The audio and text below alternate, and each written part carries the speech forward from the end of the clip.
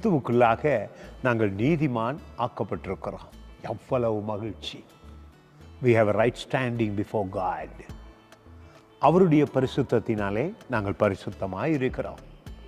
இயேசு கிறிஸ்துடைய நீதியினால் தான் நாம் நியாயம் தீர்க்கப்பட்டு அவரே எங்கள் பாடுகளை, சுமைகளை, வேதனைகளை, பாவத்தை தாங்கி சுமந்து தீர்த்ததினாலே நாங்கள் அவருக்குள் விசுவாசத்தை உண்டாக்கி அவரை நேசித்து அவரை விசுவசித்ததினாலே பரிசுத்தவான்களாயிருக்கிறோம். நிச்சயமாக நன்றி சொல்லுவோம். இந்த நாளிலே எங்கள் ரட்சிப்பு கனத்துக்குரியதாக தேவன் கொடுத்தாரே, எங்களை தம்முடைய சொந்த பிள்ளைகளாய் ஏற்றுக்கொண்டிருக்கிறாரே, அந்த அதிசய தேவனை நன்றி நன்றி என்று சொல்லும் பொழுது வாழ்வில் உற்சாகம் வருகிறது, சுகம் வருகிற. வருடம் முழுவதும் நேசித்து ஆசீர்வதித்து நடத்தி இருக்கிறார், ஒரு குறையும் இல்லை. இந்த நாளில் அவருக்கு நன்றி என்று சொல்லுவோம். பாருங்கள், இந்த வார்த்தை மிக மிக அதிசயமான வார்த்தை.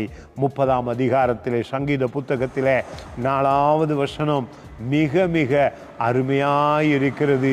சங்கீதம் 30 4வது வசனம் மிக அருமையாயிருக்கிறது.